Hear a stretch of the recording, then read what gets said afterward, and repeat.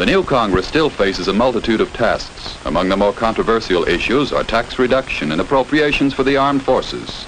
Congress also will soon tackle the many problems of labor and adjust, by legislation, some of the more pressing problems that have not yet been settled. Martha, turn that thing off. The first things to be taken up by the legislature. Got other things to think about besides Congress. Came home early to finish this income tax. Then to write that speech to give at the club. Where's the stamp? Oh, I used the last one yesterday. Why don't you run down to the post office and get some? Run down to the post office. It's only a mile away.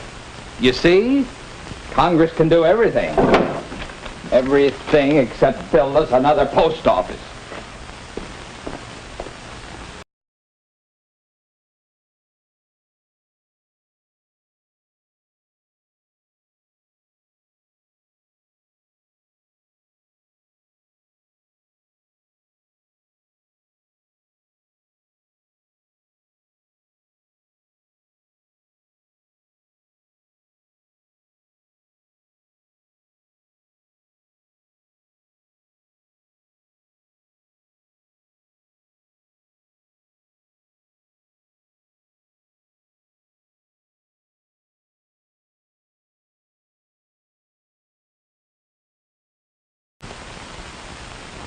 Stamp? The man who wants to buy stamps. There aren't any more stamps. Can't you read? Congress is gone. So is the postal system. The Williams Postal Service will deliver letters for $1 an ounce. But not these dollars. United States money is no good. See, Congress had the power to issue money, but no more. Only New York money is good here. Go over to the currency exchange, Bentley, and take your letters. But don't bother about mailing this income tax. There's nobody to collect federal taxes. Oh, yes. Lots of things are different without the powers of Congress. You'll see.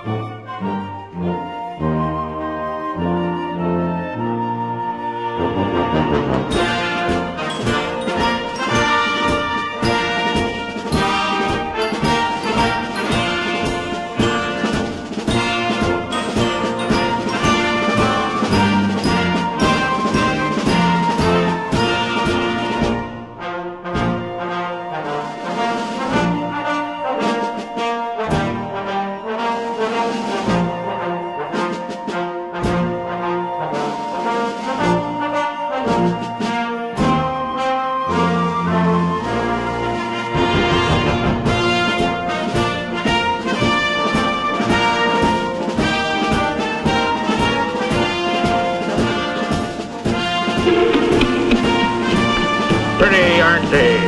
You see, every state is printing its own money now. You remember? Oh, you don't believe it about Congress being suspended? Well, go ahead. Go to Washington. See for yourself. A round-trip ticket to Washington? That'll be 600 New York dollars. That's right, Bentley. You're catching on. No Congress. No regulation of commerce. No regulation of railroad fares. Oh, you don't like it. You want to take it to court. Go ahead. Don't be so surprised, Bentley.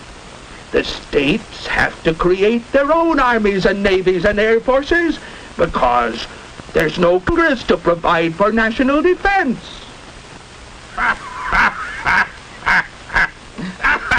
Complaining about that high railroad fare is useless, Bentley. No Congress, no federal courts. There just is no justice.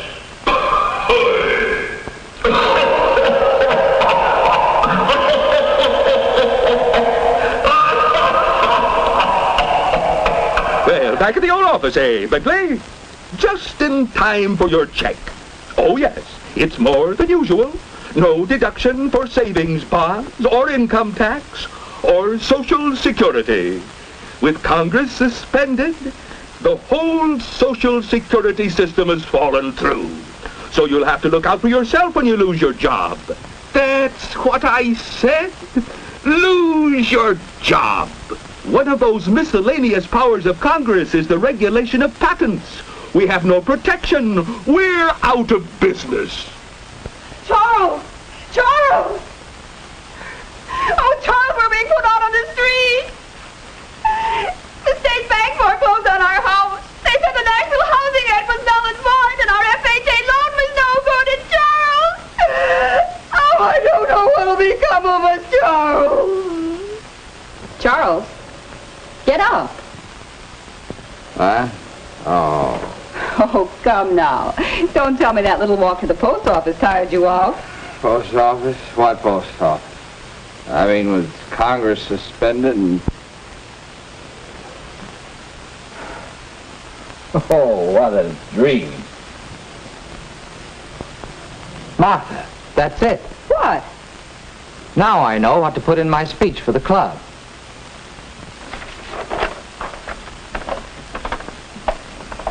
And so, gentlemen, my topic is the powers of Congress. None of us ever hesitates to criticize Congress at every opportunity. But how many ever stop to think about the broad powers of Congress and how these powers affect every one of us? The importance of Congress can be seen when we note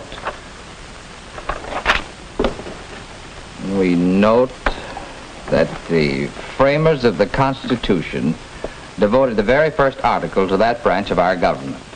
All legislative powers herein granted shall be vested in a Congress of the United States, which shall consist of a Senate and a House of Representatives. Consider the wide-reaching powers of Congress. Laying taxes, regulating commerce, coining money, establishing post offices, creating federal courts, declaring war, providing an army and navy, and making all laws necessary for carrying out those powers. Now, gentlemen, these powers reach right into our homes, into our very life. For instance, we know that the food we eat is pure. Why?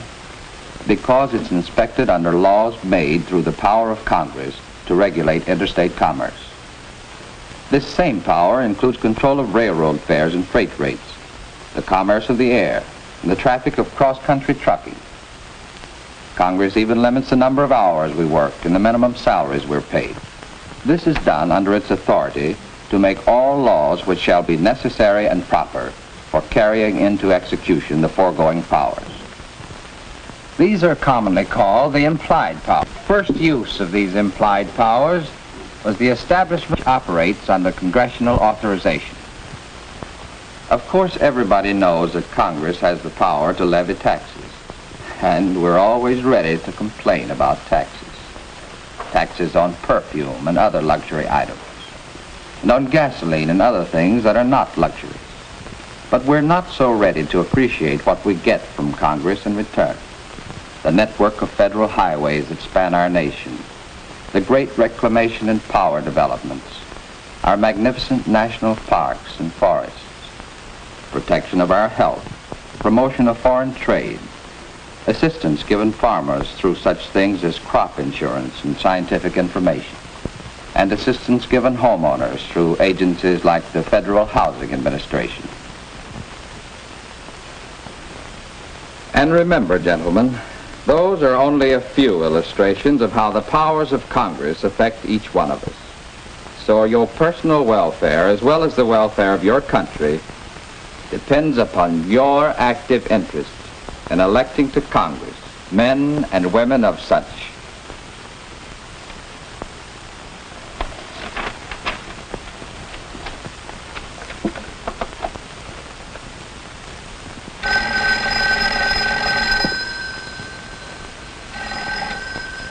Hello? Oh, Bentley, how are you? Fine, just fine. Say, I'm going down in the morning to register. I was wondering if you'd like to ride down with me. I want to talk to you about this man Pierce. Pierce? You mean you're interested in getting him elected to Congress? I'm interested in knowing more about him. After all, we can't be too careful who we send to Washington to exercise the vast powers of Congress.